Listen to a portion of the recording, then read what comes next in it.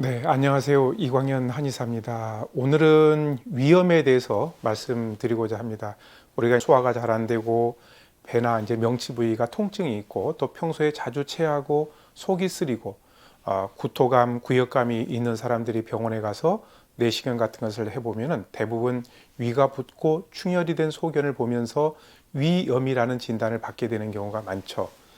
건강보험 심사평가원 조사에 따르면은 위염 환자는 매년 늘어가지고요. 작년에 위염으로 치료를 받은 사람이 무려 500만 명에 달했다고 합니다. 그러니까 10명 중에 1명꼴로 위염을 가지고 있다라고 볼 수가 있겠죠. 위라고 하는 것은 강산성인 위산에 항상 노출이 되어 있고 또 이제 맵고 짜고 뜨겁고 자극적인 음식을 직접 접하기 때문에 염증이 잘 생길 수밖에 없습니다. 그러나 위에는 통증을 느낄 수 있는 신경이 분포가 되어 있지 않기 때문에 위장에 탈이 나도 그것을 바로 알아챌 수 없기 때문에 초기에는 위험을 잘 느끼지 못하고 어느 정도 시간이 많이 지나서 치료 시기를 놓쳐가지고 심각한 위염이나 위궤양으로 진행되는 경우가 많죠. 따라서 염증에 취약한 위장을 잘 보호하는 것이 무엇보다도 중요하고요.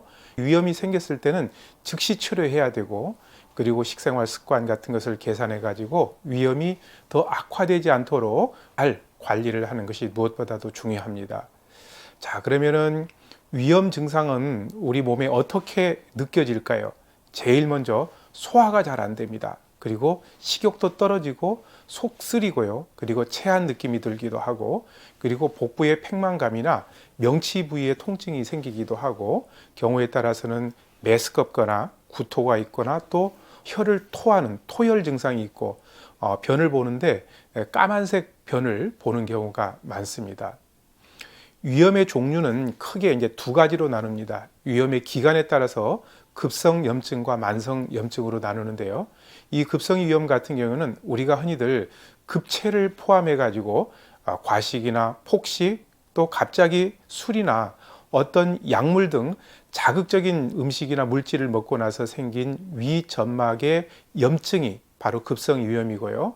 그리고 이 만성 위염은 오랜 기간 동안에 걸쳐 가지고 위를 자극하는 식생활 습관에 의해 가지고 생긴 만성적인 위장 점막의 염증을 우리가 만성 위염이다 이렇게 얘기를 합니다. 이런 위염이 있을 때 지압을 하면은 도움이 될 수 있는 혈자리인데요. 전번에 제가 체기가 있을 때 사관을 터준다라는 얘기를 했습니다. 이 사관이라고 하는 것은 네 개의 관문이라는 뜻인데요. 이 사관을 지압을 하거나 침을 놓고 이렇게 하게 되면은 위와 장의 운동이 굉장히 도움이 많이 됩니다. 이 사관이라는 혈자리는 제일 먼저 손의 합곡과 발의 태충인데요. 이 합곡은 엄지와 두 번째 손가락을 이렇게 붙였을 때 합쳐진 부위의 끝이고요. 태충은 엄지와 두 번째 발가락을 붙였을 때 합쳐진 부위 끝에서 발등 쪽으로 3cm 정도 올라오게 되면 움푹 들어가는 부위가 있는데 바로 여기가 태충입니다. 이 합곡과 태충을 지압을 해주게 되면 위와 장의 운동이 원활하게 되면서 소화가 촉진이 되고 그리고 위염의 증상들이 많이 개선이 되죠. 그리고 중脘이라는 경혈이 있는데 배꼽 위에 5cm 되는 경혈이죠. 해부학적으로 보게 되면은 위장의 가운데 부분이기 때문에 우리가 가운데 중자를 써가지고 중脘이다 이렇게 얘기를 합니다. 지압을 해줘도 좋고 뜸 같은 것을 떠줘도 좋습니다. 직접 뜸을 뜨는 것이 아니라 기구를 이용한 간접 뜸을 뜨는 것이죠. 자, 우리가 이렇게 위험이 있어가지고 소화에 불편함을 느끼고 더부룩한 느낌이 있을 때 배꼽을 중심으로 해서 시계 방향으로 둥글게 마사지를 해주게 되면은 소화가 굉장히 잘 되고 속도 편안해집니다. 그 이유는 이 장의 운동 진행 방향이 시계 방향이기 때문에 그렇습니다. 이런 시계 방향의 마사지는 위염이나 소화불량뿐만 아니라 해부학적으로 문제가 없이 발생하는 복통이나 변비나 설사, 과민성 대장증후군 이런 여러 가지 증상에 도움이 많이 될 수가 있습니다. 그리고 복부는 항상 따뜻하게 해주는 것이 좋은데 그래야만 위와 장의 운동이 좋아져 가지고 소화에 많은 도움을 줄 수가 있는 것이죠. 이런 위험을 예방하는 식생활 습관을 말씀드리면은 첫 번째, 한꺼번에 과식하거나 급하게 드시지 말고요. 30분 정도 여유를 가지고 긴장하거나 스트레스 없이 즐거운 마음으로 음식을 꼭꼭 씹으면서 천천히 드시는 습관을 길러주는 것이 좋습니다. 두 번째는 일정한 양의 식사를 일정한 시간에 하는 것이 좋고요. 그리고 찬 음식 드시는 것보다는 따뜻하게 데워서 음식을 드시고 자극적인 음식, 기름진 음식, 딱딱한 음식 이런 것들은 피하시고 배를 따뜻하게 해주고 또 경우에 따라서는 중안 같은 부위를 뜸 같은 것을 떠주는 것도 좋겠고요. 그리고 우리가 간식을 많이 먹는 것은 소화불량과 식욕 감퇴의 주범이기 때문에 간식을 적당량 드시고 아침 식사는 거르지 마시고 또 맵고 짜고 자극성 있는 음식은 피하시고 공복에 커피나 탄산음료 이런 거 마시는 것도 좋지 않습니다. 위험에 도움이 되는 음식을 꼽으라면 저는 감자를 꼽고 싶습니다. 독일의 문학가 괴테는 신대륙에서 가지고 온 것 중에 악마의 저주가 있고 신의 선물이 있는데 악마의 저주는 담배고 신의 선물은 감자라고 이렇게 얘기를 했을 정도입니다. 이 감자는 알칼리성 식품이고요. 위산을 중화시켜 가지고 위염이나 위궤양을 개선시켜 주는데 굉장히 효과가 뛰어납니다.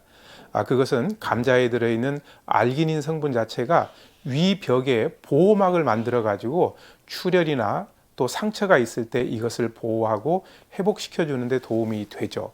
또 감자 생즙에는 경련을 진정시키는 아트로핀 성분들이 함유되어 있어 가지고 위나 십이지장의 궤양 그리고 위염 이런 부위를 개선시켜 주면서 통증을 줄여주는 효과가 있습니다. 감자의 껍질을 벗기고 싹을 떼낸 뒤에 강판에 갈아 가지고 그릇에 담아두게 되면은 밑에 전분이 가라앉고 위에 고인 물이 뜨는데 위에 고인 물은 버리고요. 그 가라앉는 전분을 복용을 합니다. 하루에 감자 1개 분량의 전분을 2번 정도 공복에 나눠 드시면 도움이 되는데 감자는 쪄서 먹거나 아니면 감자 스프를 끓여서 드시는 것도 괜찮습니다.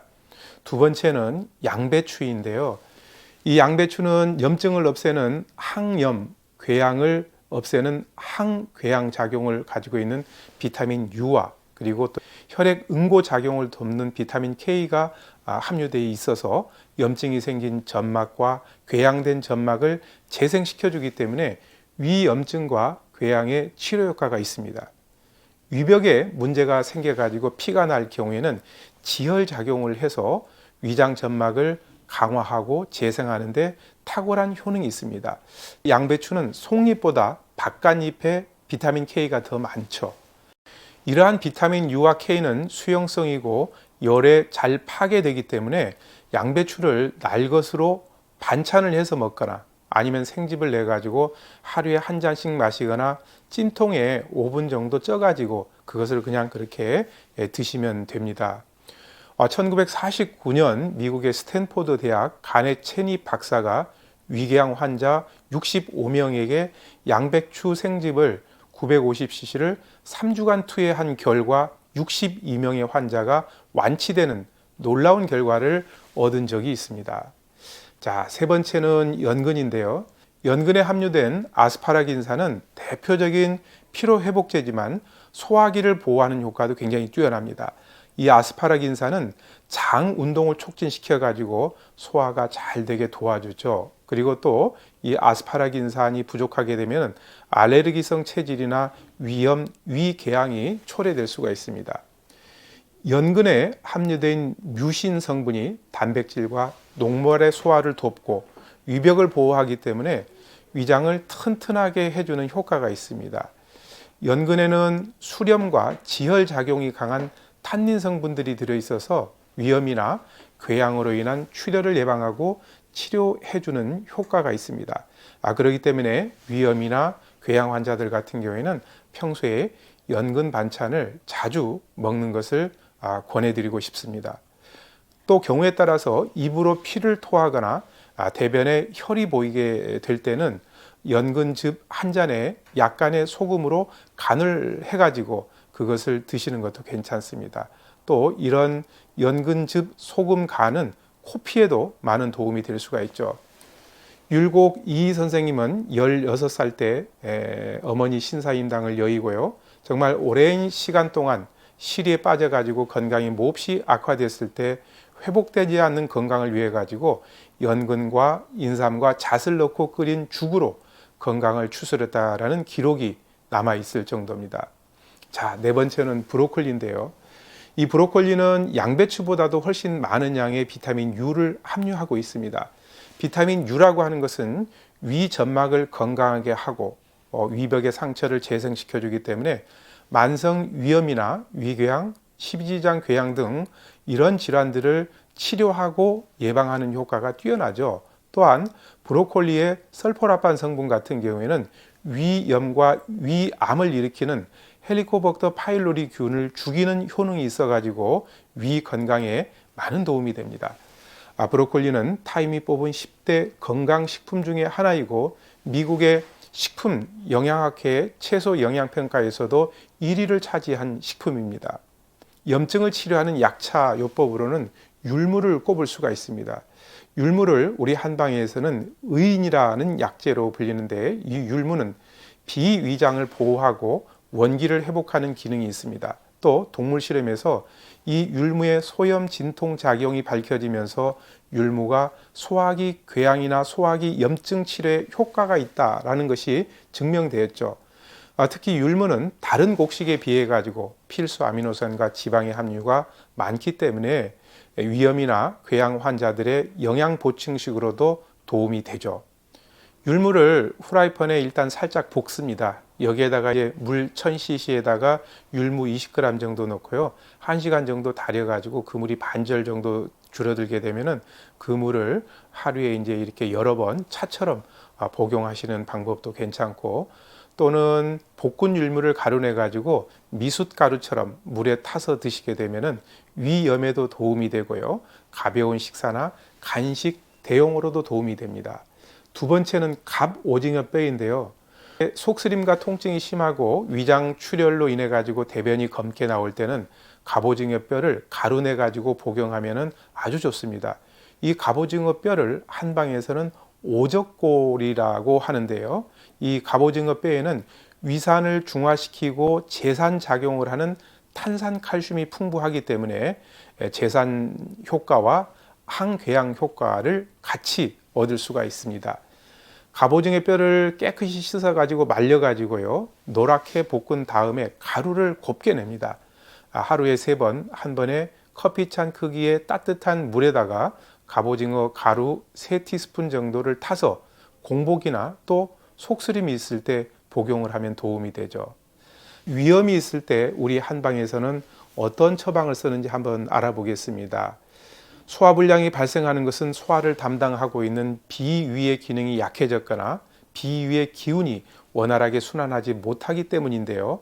바로 한약요법은 비위의 기능을 보강시켜주고 기운이 잘 소통되도록 하는 약재들을 이용해 가지고 소화불량을 치료하는데 대개 향사육군자탕이라는 처방을 많이 씁니다. 식체나 위염, 위궤양, 소화불량이 가장 흔하게 쓰는 처방이죠. 그만큼 효과가 뛰어나기 때문에 많이 쓰는 겁니다. 이 향사육군자탕에는 정신적인 스트레스를 풀어주는 향부자에다가 인체의 기를 더해주는 사군자탕 재료인 인삼, 백출, 복령, 감초, 그리고 또 위와 장의 운동을 활발하게 해주는 백두구, 사인, 목향, 후박, 그리고 정체된 기운을 잘 돌게 해주는 진피, 그리고 비생리적인 담음을 없애주는 반화, 이렇게 구성되어 있는 처방이 바로 향사육군자탕입니다. 평소에 그 식사 후에 음식이 잘 소화되지 않을 때, 그리고 또 뱃속이 불편하고 속이 더부룩하고 식욕이 없고 또 오랫동안 소화가 안 된다, 그리고 급성 만성 소화불량을 호소하는 분들 같은 경우에는 이 향사육군자탕을 잘 활용을 해보면은 많은 도움을 받을 수 있을 겁니다. 오늘은 위염에 대해서 알아봤습니다. 감사합니다.